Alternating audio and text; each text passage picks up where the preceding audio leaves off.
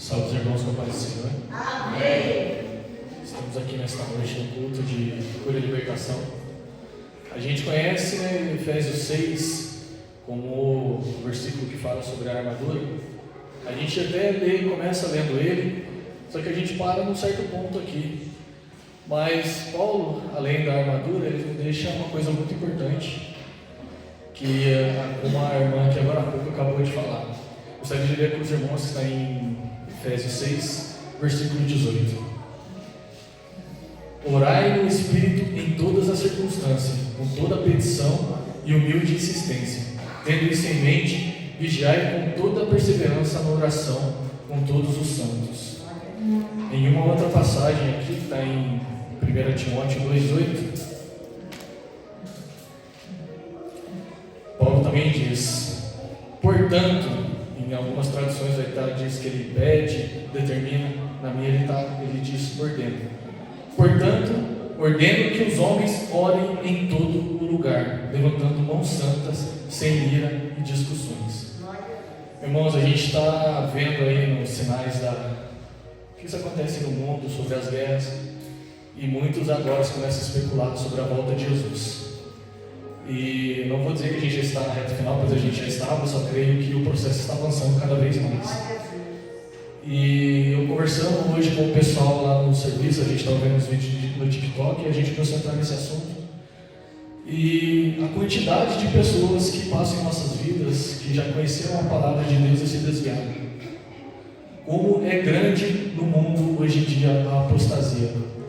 Pessoas abandonando a fé por motivo de livre e espontânea vontade, ou pessoas abandonando a fé por circunstâncias. E eu conversando com um deles, eu perguntei: por que você não vai mais na igreja? Por que você não quer mais saber disso? E ele me disse: porque eu não vejo nada. Na igreja não tem nada. O que tem lá para mim que está indo lá? É mais fácil eu estar no mundo aqui, porque eu vou lá e é vazio. Eu escuto lá um cara falando alguma coisa que eu não entendo. E então para mim não é interessante. E aquilo veio como um impacto na minha mente, assim, no meu coração. Eu falei: Jesus, como está assim, né? E a Lidiane tem falado que muitas pessoas que passam na vida dela são pessoas desviadas. E uma contramedida que Deus usa contra a apostasia, irmãos, é o avivamento. A gente tem que clamar por avivamento tanto na nossa igreja quanto em nossas vidas. E uma coisa que é importante para que a gente tenha esse avivamento na igreja e nas nossas vidas é a oração.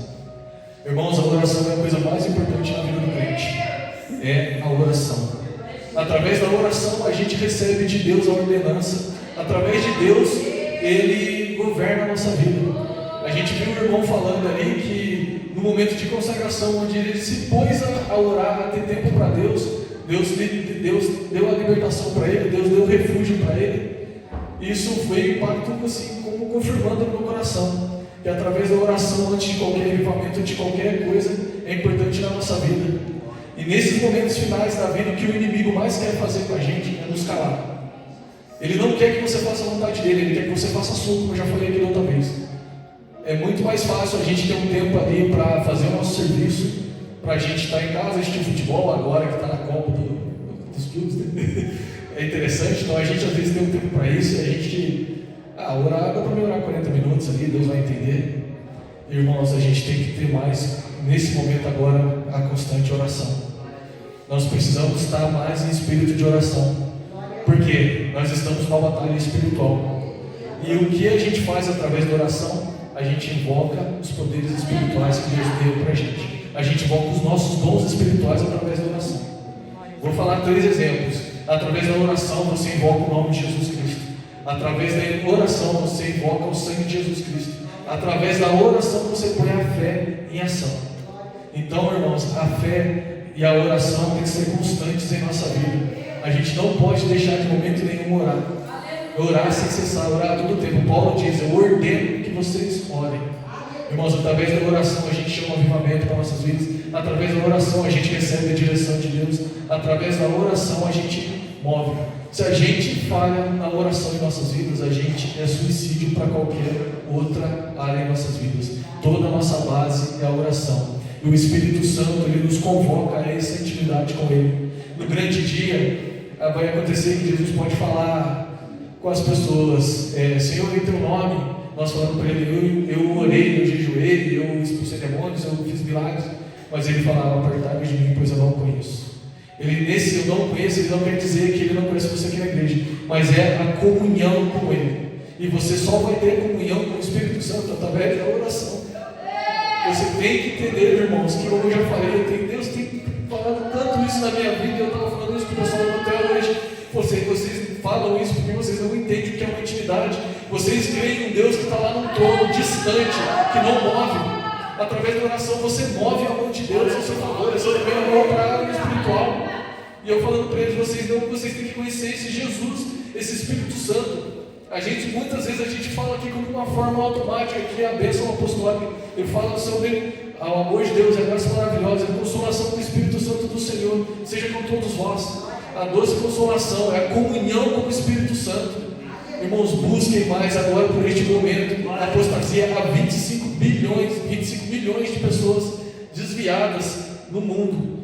E na minha Bíblia de estudo eu deixei aqui uma parte aqui interessante que fala quantas as vezes a gente ouve a palavra oração na palavra, porque a gente vê como a coisa é importante. O verbo orar ocorre 146 vezes. A palavra oração ocorre 27. A forma verbal orando, 25. A forma verbal ora é 5 vezes.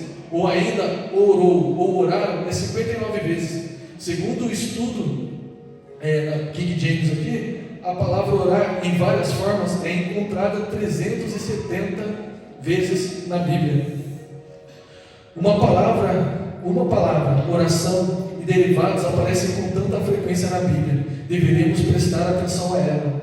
A Bíblia ressalta a importância do significado da oração de forma clara, encontrando no livros sagrados mais de 650 orações e mais de 450 as respostas de oração. O livro de Salmo é essencialmente um livro das orações. Irmãos, a importância da oração em nossas vidas. Jesus mesmo, em várias passagens da sua vida, a gente escuta, Jesus orou, Jesus se retirou para orar. Se ele se dispôs de Deus, agiu como nós humanos, tendo o Espírito Santo na direção da vida dele, tinha tanta importância em orar, falar com o Pai. Quem somos nós? Irmãos, o que eu quero despertar em vocês hoje, assim, como queima no meu coração, é o desejo pela oração. Nossa, eu falo para vocês, nos momentos mais oportunos, hoje eu estava, quanto vai vir que eu estou lascado? Eu estava tomando banho, daqui a pouco eu comecei a orar em línguas, eu me desmanchei, eu não sei o tempo que eu fiquei debaixo do chuveiro, sei lá, estou lascado, mas foi um momento tão maravilhoso com Deus. Às vezes antes eu ia orar e eu não tinha palavras para falar, que eu pensava por orar, eu ficava quieto, desanimado, mas Deus tem me dado uma fome pela oração, pela palavra. Nós temos que despertar mais isso, porque Deus se revela aquele que busca, aquele que tem sede, aquele que tem vontade. Perdoe o tempo que eu estou falando aqui, mas é tudo que está queimando no meu coração, precisava passar para os irmãos. É só a importância da oração nesses tempos, irmãos. Jesus está à porta, Jesus está voltando. E Ele quer, mais do que tudo, usar nossas vidas para levar a palavra lá fora. E o mais importante, Ele quer intimidade conosco. O Espírito Santo ama cada um de nós. E Ele não quer um relacionamento superficial. Ele quer um relacionamento íntimo com cada um de nós.